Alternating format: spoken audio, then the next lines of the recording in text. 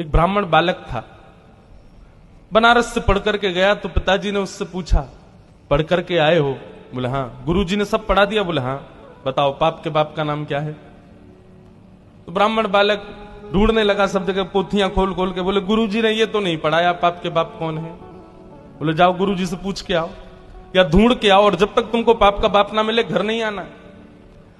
ब्राह्मण बालक बेचारा घूमता घूमता सब जगह पूछता हुआ जा रहा है, कहीं से भी उसको संतोषजन्य उत्तर नहीं मिला। तभी वो एक वैश्या के पास गया। थी वो वैश्या, लेकिन ब्राह्मण बालक को नहीं पता था। सुंदर घर बना था, बाहर गौ माता बैठी है, तुलसी का पौधा लगा है। उसने सोचा कोई वैष्णव का घर है, थोड़ा कुछ अन्न जल ग्रहण कर लेता हूं। भीतर जाकर के जैसे ही बैठा, वैश्या ने जल पिलाया। जल पी करके ब्राह्मण बालक ने पूछा, देवी आप कोई वैष्णव भक्त हो? आपका नाम क्या है? वैश्या ने अपना नाम बताया और कहा, मैं कोई वैष्णव नहीं हूं, मैं इस नगर की वैश्या हूं। जैसे ही बालक ने सुना वैश्या, पानी का गिलास दूर फेंक दिया। बोले ओहो, अब तो मुझे गंगा जल में नहाना पड़ेगा, कपड़े सहित नदी में कूदना पड़ेगा, मैंने बहुत बड़ा अपराध कर दिया, पाप का बाप खोजने निकला था, पाप कर दिया, एक वैश्या के घर का पानी पी लिया मैंने, अरे राम राम राम राम, पुण्यम पापम, कान पकड़ने लगा। जैसे ही जाने लगा, वैश्या ने रोका। मन में सोचा, पाप का बाप ढूंढने निकला है बालक, ज्यादा दूर नहीं जाने देते, हम ही मिलवा देते। पैर पकड़ लिए, बोले भगवान आप जैसे लोग भूले भटके मेरे घर आते हैं, ऐसे मत जाइए ना। 3 दिन से आप भूखे प्यासे घूम रहे हैं, पाप के बाप को खोज रहे हैं, क्या पता कितने दिन तक नहीं मिलेगा, 2-4 रोटी खा जाइए, कुछ प्रसाद पा लीजिए।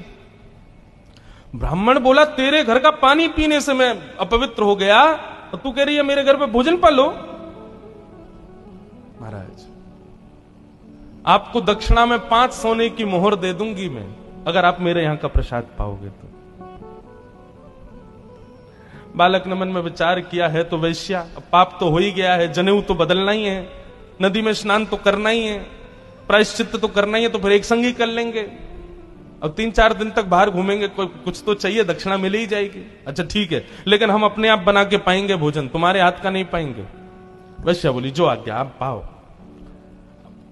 रोटी बनाने के लिए बैठे तो वैश्या बोली, मेरे घर पर आप आए और आप अपने हाथ से रोटी बना रहे हो, मुझसे देखा नहीं जा रहा है, मैं 5 की जगह 7 सोने की मोहर दे दूंगी, रोटी मुझे बनाने दो। हाथ धो करके बालक उठ गया, बोले लो बनाओ।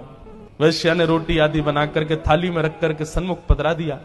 बालक जैसे ही पाने के लिए बैठा, वैश्या ने हाथ पकड़ लिया, बोले मेरा मन होता है मैं अपने हाथ से आपको खिला दूं। बालक बोला, भाग जाऊंगा यहां से, तुम्हारे हाथ का पाऊंगा मैं, तुम्हारे हाथ से खाऊंगा। 15 सोने की मोहर दे दूंगी मैं दक्षिणा में। बालक ने मुंह खोल लिया, लो खिलाओ। वैश्या ने कवल तो नीचे रखा और कहा, महाराज अपने पिताजी को जाकर के कह दीजिएगा, पाप के बाप का नाम है लोभ। बताइए, आप मेरे घर का जल पीना पसंद करते हैं? कभी नहीं। आपको पता चल गया कि मैं वैश्या हूं, उसके बाद मेरे घर का भोजन पाना चाहिए था? नहीं पाना चाहिए था। मेरे हाथ की बनी रोटी खानी चाहिए थी? नहीं खानी चाहिए थी। मेरे हाथ से आपको खाना चाहिए था? नहीं। ये सब आपने क्यों किया? बोले तुम्हारी श्रद्धा। बोले श्रद्धा नहीं, झूठ मत बोलिए, सब दक्षिणा। महाराज